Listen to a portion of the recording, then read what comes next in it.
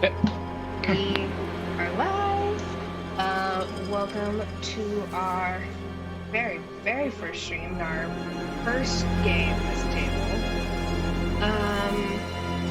We are learning Pathfinder, so we will be looking stuff up. We will be carefully reading our notes.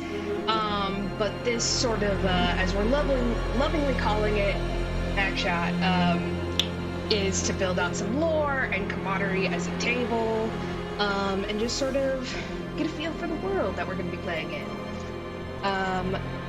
So, in my tradition, I'm going to introduce you guys very sympathetically. And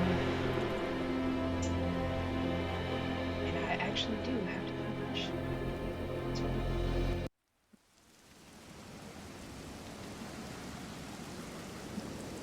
Hey, Griffin. Hey, yeah. You look pretty handsome. Oh, right back at you, Bobby. Alright. Oh, and Nick, you too. Oh, thanks, bro. No one's excluded. Alright. You as well, Noah. You guys look great. Alright. The rain beats down and the wind whips through your clothes, finding every weakness in your armor, chilling you to the bone. It has been like this nearly every day since you departed the capital city of Heilhofen upon the newest vessel in the Odin's Eye fleet, Svalbrandur. To be honest, you can hardly remember a day it hasn't rained in nearly 6 years. The weather has always been harsh in the far north, but the past few years have been hard on just about everyone. As resources dwindle and clans become more desperate, raiding becomes more brutal and deadly than ever. While other clans believe that Fimbulwinter is upon us, Odin's Eye isn't going to let a little weather disrupt their plans. The new King Asbjørn the Red has decided to kick off his first kingly raid by conquering a stretch of sea that has only grown more dangerous as the weather becomes increasingly precarious every season. As stocks continue to diminish, tensions continue to rise, the Shadow Wolves have threatened Odin's borders, and many foresee the beginnings of a war. Within this stretch of sea lies an island called Hibernia. The island is ruled by several kings who vie for power with the aim of unifying all the territories under their own crown. However, these areas are not famous just for their armies and kings. It is said that great treasures are hidden within the castles and the temples. But the Einglar are deadly warriors, rivals even to the men of the north. Their warrior priests do not fear death and are said to possess incredible powers given to them by their unwavering faith in the flame. Some raids have been successful against the villages near the coast, but when the Einglar armies take the field, they are an opponent too powerful for the northern raiders. As the weather has worsened, fewer and fewer ships dare to sail in that direction so far from the coast, and instead have focused on coastal cities to the east. The king plans to venture to this island, hoping to gain an ally, or at the very least, glory and treasure. Around 4 months ago, a letter arrived for you as you prepared for your next journey, guiding an icy crow to their next assignment. A young lad comes running in. "Here you are, Einar! It has the seal of the king!" The boy is too young to remember when you first came to Uppsala, sick and weak from the journey. Due to your status, you received the utmost care for the better part of a year until you finally started feeling like yourself again. It's incredibly common for the clans to send several children to the Icy Crows as tribute, but it was never 100% clear if you were truly given as tribute or simply sent away for care. As the years passed by, the specifics mattered less and less. Without the pressures of the throne, Einar was able to follow his own passions and spent his youth as a rot, or a root, learning tales, prophecies, how to read runes, and the principles that are instilled in every Icy Crow. He excelled in hunting and threw himself at the mercy of the gods, devoting himself to their worship, believing that they had saved him from certain death. As a rot, Einar served a strange Mimistafar, an older man named Vinder. He wasn't a war man, but he was a patient teacher. When you were young, you thought about the day you would be called back to Heilhofen, and as the years passed, you cared less and less. And as you turned the letter over in your hands, you noticed the boy only told the half-truth. The seal is your brother's, similar but distinct from your father's. You break the seal and begin to read.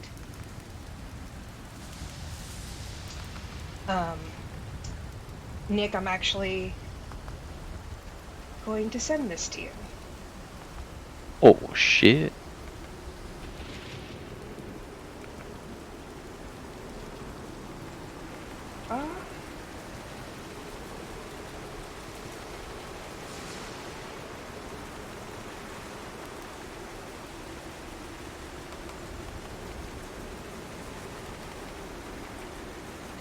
Einar will finish reading, thank the child, and then immediately start packing his things, and tell his teacher he has to go.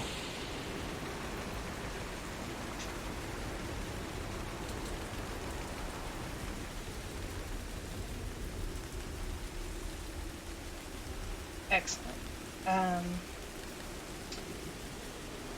That was actually going to be my literal next question. Was describe Einar on the day, and that you get the letter, and how you feel receiving it. Einar on the day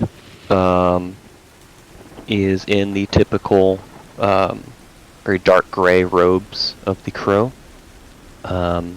He has his typical kind of shaved mohawk, clean-shaven yun,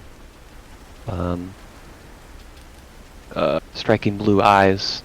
As he reads the letter, his face goes from curiosity to worry, and then just thinking about what that means for the future. And he's still deep in thought as he packs his things and leaves to tell his teacher.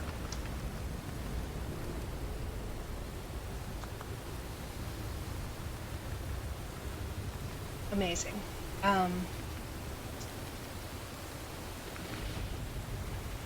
Do you say anything in particular to Vinder, or do you simply tell him just the straight facts?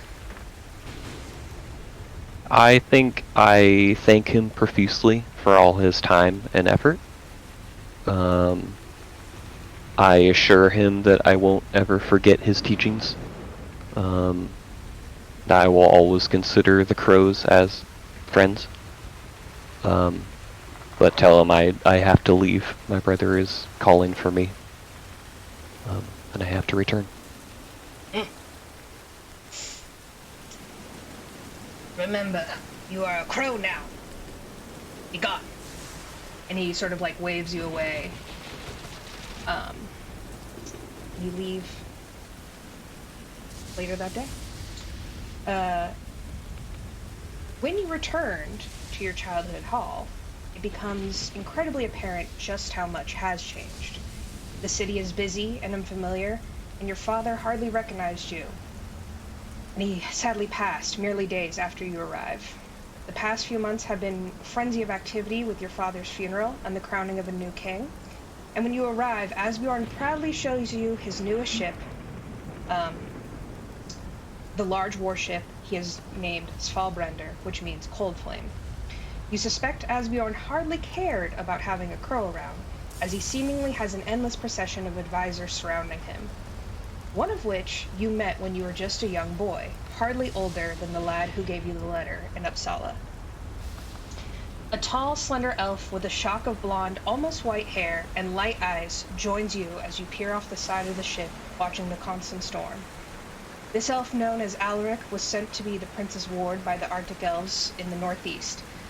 Like the icy crows, the Arctic elves have devoted themselves to prophecy, particularly the Norns. The runes foretold of a great and fearsome king who will conquer all in his path.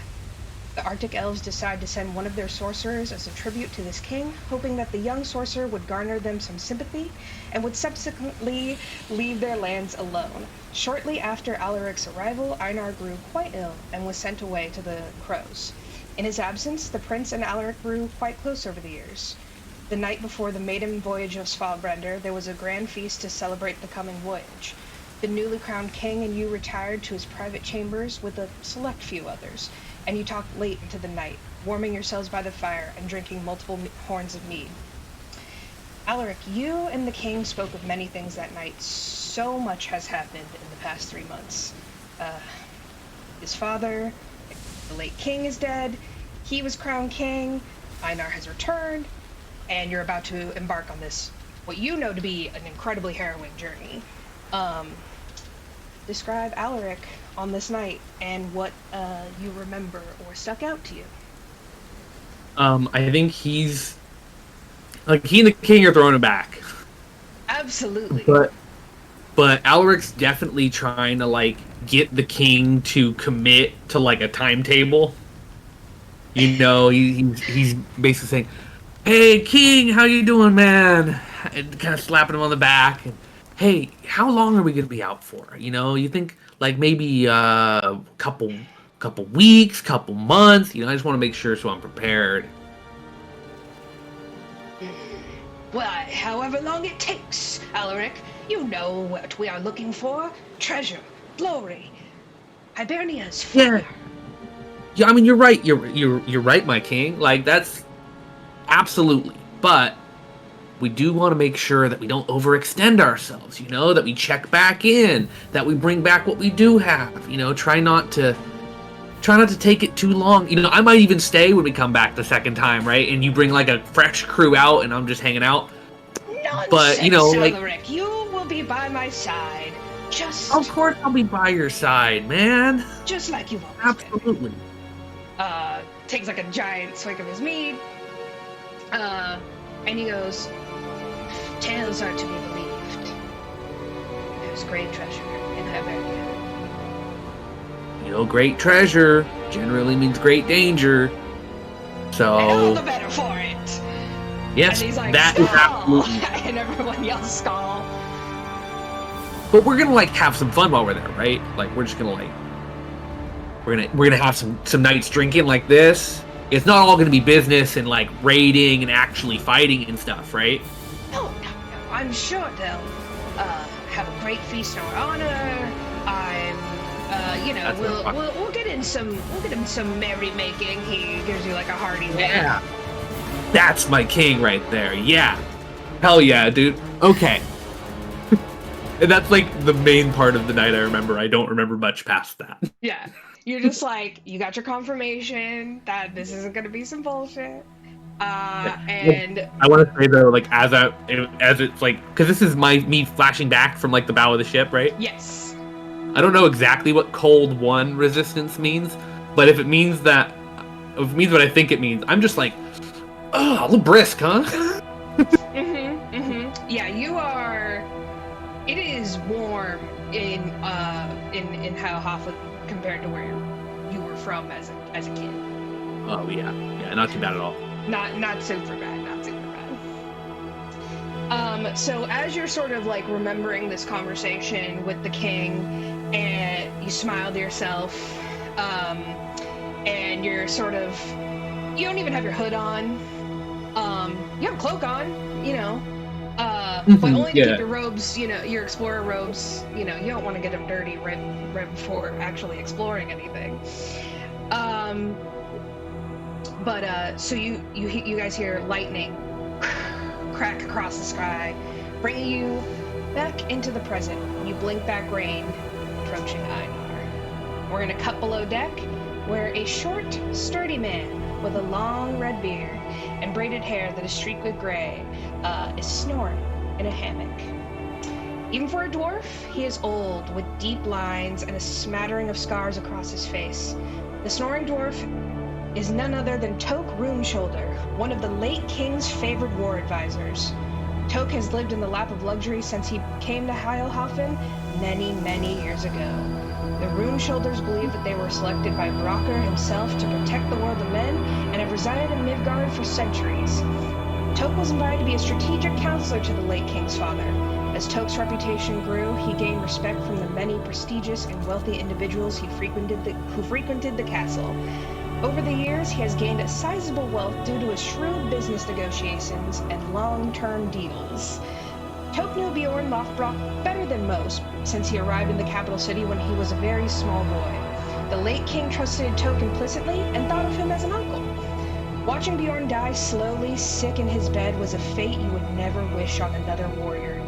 And as you snore away with the rocking of the boat, your dreams turn to the last time you saw Bjorn. He kept his chambers hotter than the fires of Muspelheim, and you begin sweating as soon as you enter, hot, even for a dwarf. The king is at his desk, dressed, but coughing. Britain, please describe Toke on this day, and what you spoke to the king about the last time you saw him. Blood pressure.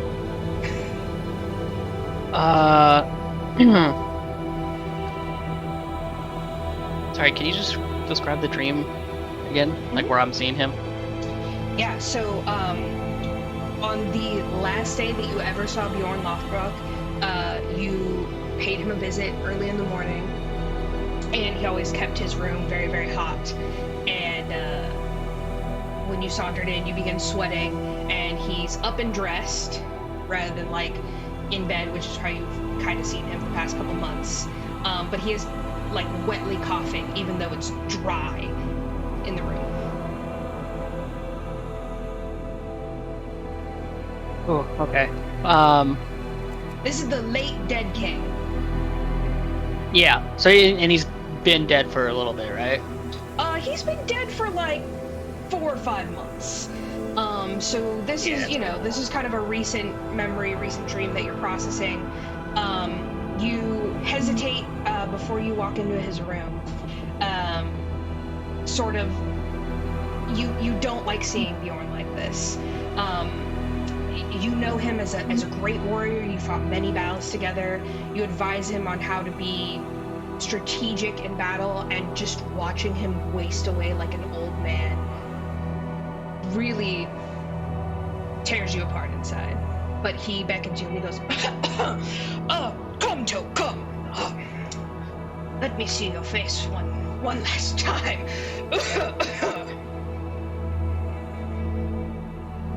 Okay, so I approach him, try not to look concerned as I am. Ask my old friend, how are you doing? I'm